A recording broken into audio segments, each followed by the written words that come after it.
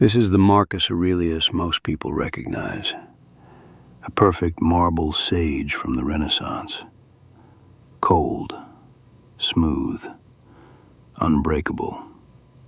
A man sculpted by artists 1,300 years after the life behind that face. A portrait of who they hoped he had been, not who he actually was. But the real Marcus wasn't marble at all.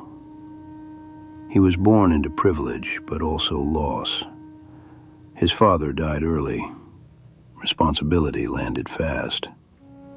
Hadrian called him Verissimus, the truthful one, a title that carried more weight than comfort. From youth he was thin, anxious, studious. The Historia Augusta says he had a weak chest, a body exceedingly delicate. Fronto wrote he was too thin, worn down by illness and study even before the empire pressed down on him. He wasn't built for war or empire, but Rome asked only whether your mind held. When Antoninus Pius died, Marcus became emperor at 40. He didn't seek power. He inherited plague, broken borders, and an empty treasury. He had trained for philosophy, not 17 years of war, and certainly not for the weight of an empire unraveling at its edges. The Marcomannic Wars erupted along the Danube, a grinding crisis that drained Rome of men and money and hope. Marcus went to the front for years, not to fortresses, to tents. Canvas, mud, and open sky.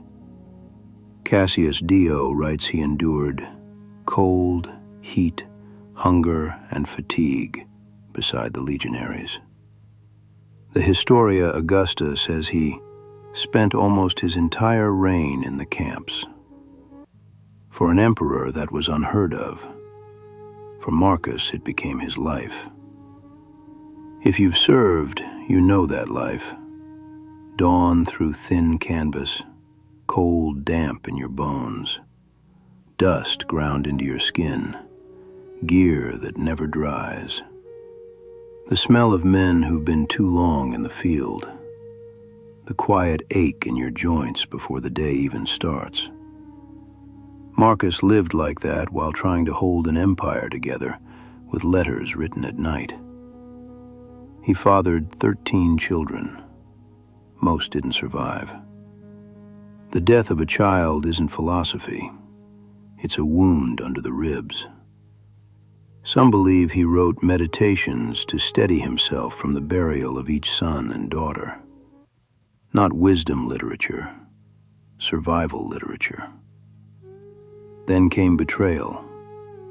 Avidius Cassius, trusted general, declared himself emperor after hearing a rumor Marcus was dying. A rumor. A single, unverified message carried by distance and fear. If that sounds familiar, in a world where misinformation outruns truth, nothing has changed. Marcus wasn't dying. He marched east intending to pardon him, to show Rome mercy instead of spectacle. But Cassius never reached him. Cassius Dio says, "They killed him before Marcus arrived, hoping to win pardon. His own officers cut him down to save themselves. They sent Marcus the severed head.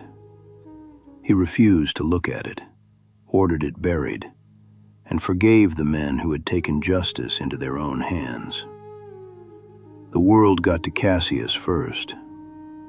Then came the fear no emperor escapes. His son.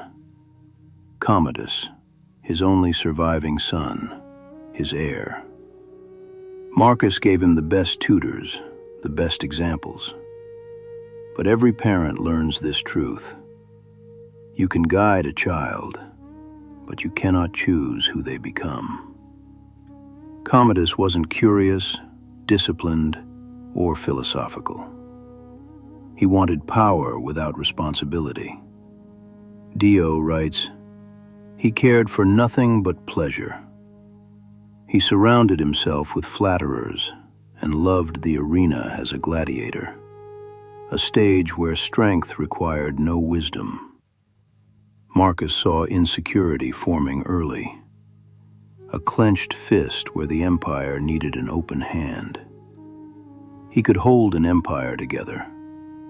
He couldn't guarantee his son would hold himself together.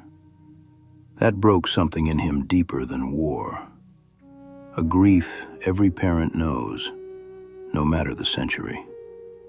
Through sickness, war, betrayal, grief, and fear for his son, Marcus wrote to endure, not to impress, to survive, to stay human in a world that asked him to be stone.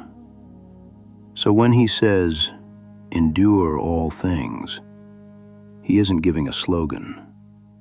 He's steadying himself in the dark. And when he says, "You have power over your mind," he admits how little power he had over everything else.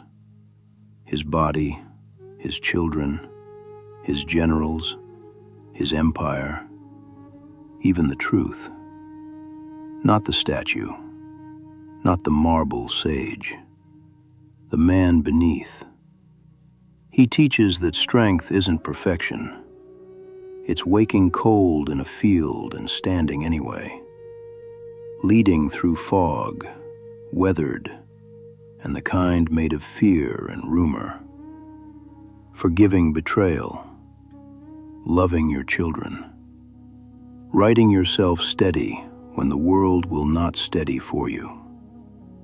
If Marcus Aurelius could endure his life, thin, exhausted, grieving, surrounded by war and stories barely true, and still try to be good, then maybe we can survive our own.